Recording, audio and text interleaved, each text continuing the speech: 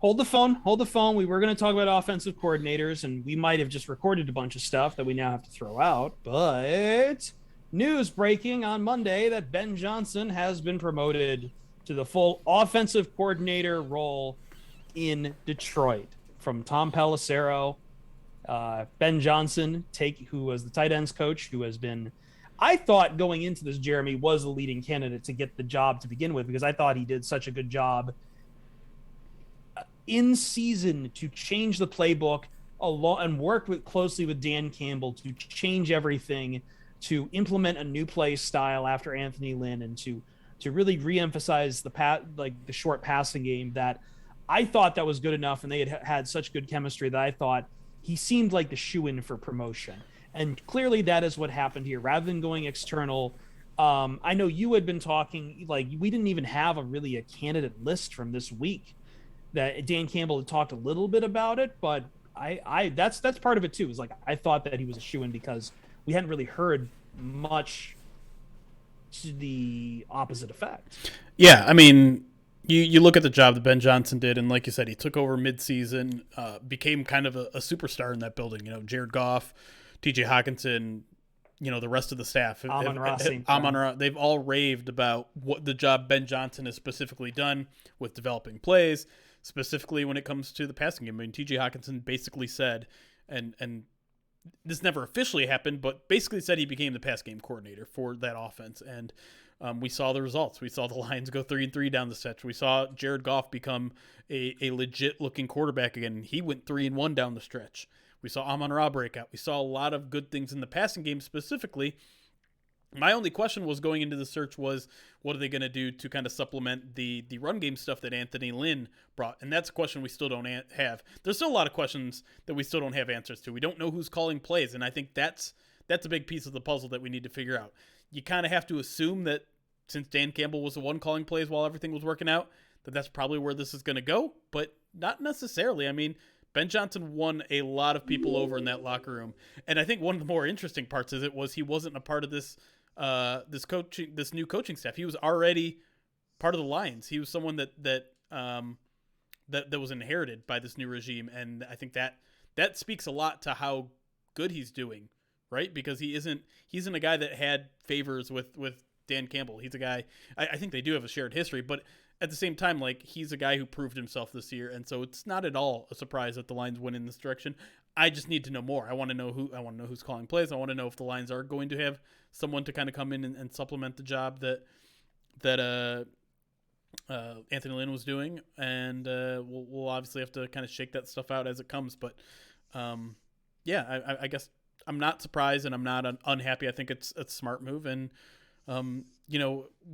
the one thing we've been saying about this coaching staff is that they seem to be developing from within. And this kind of goes towards more of that now. Ben Johnson is going to have an opportunity that he hasn't had before, and I think this is a good opportunity for him to grow and see if the Lions got something special in him. And to that point too, Jeremy, I think one of the tenets of Dan Campbell and his coaching staff has been collaboration. So I don't think it stops just with Ben Johnson becoming the offensive coordinator. I think probably play calling duties stay with Dan Campbell. I think that being the run game coordinator that Anthony Lynn was in the second half of the season, I think that maybe that might go in-house somewhere else too. I think Deuce Staley is an obvious. I think it makes sense for maybe him to assume some of those responsibilities. Sure. Because he is the running backs coach. He is the assistant head coach. Maybe he can handle that. Maybe it goes to, I guess my overall point is that I think it stays in house, and I think that they kind of piecemeal this thing together as a collaborative effort to achieve the same success that they had in the second half of the 2021 season, because it was pretty obvious, and I think that's why I was so comfortable with Ben Johnson taking over as offensive coordinator, because I don't think that just because he becomes OC that it's all on his plate.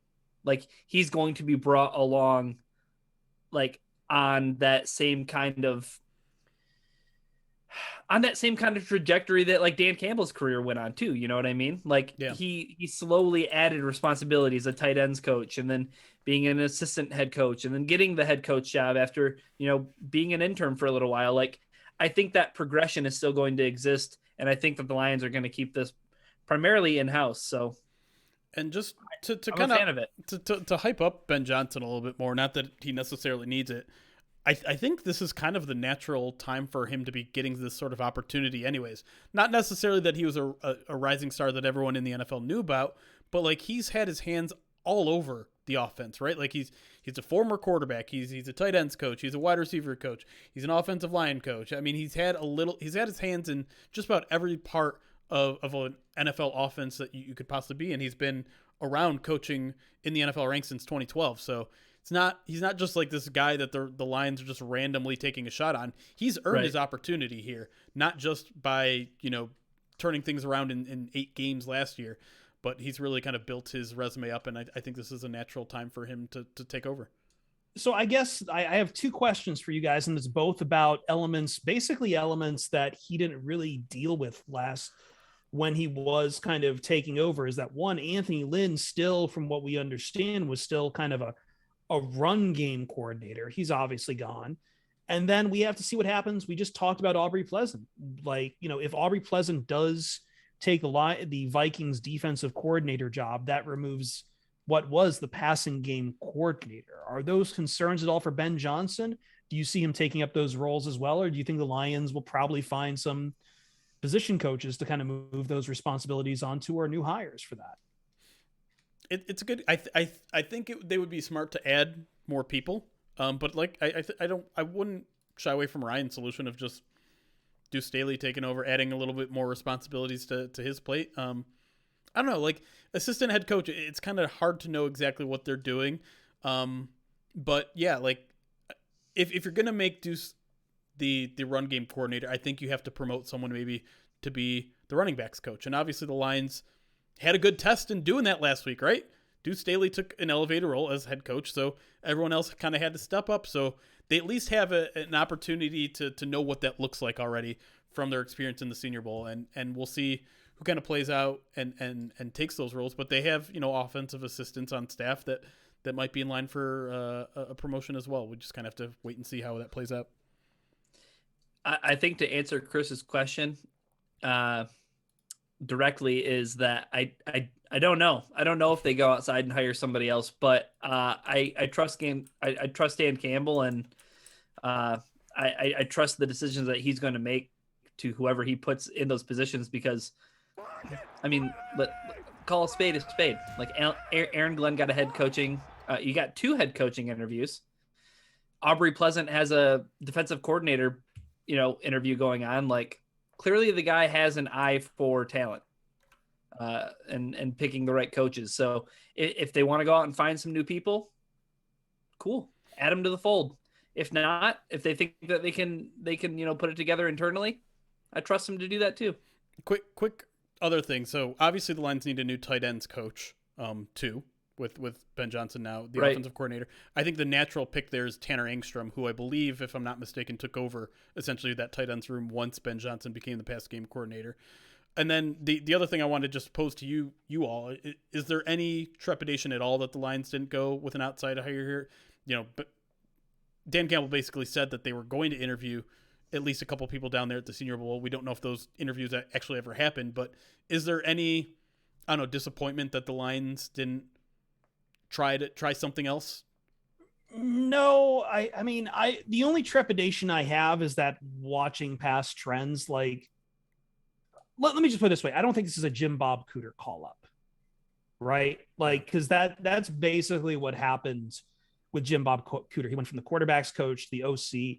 He had a brief bit of success. He was wildly applauded, and then he completely dropped off the face of the earth. I don't see that in the same vein, mostly because, well, the Ben Johnson isn't getting that same kind of like insane hype around him, but also that he's working a lot closer with the same head coach here, that I don't think that's an issue. Jim Bob Cooter obviously worked with 2 different head coaches. I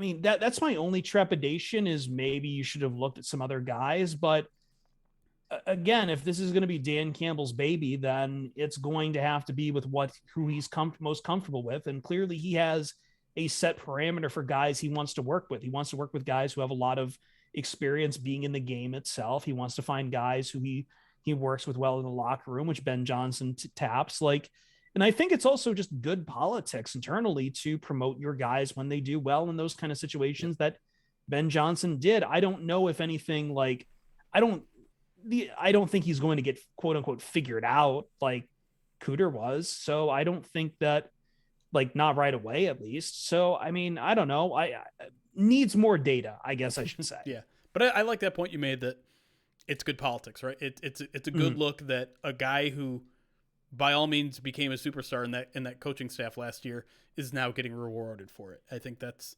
important to note because people see that.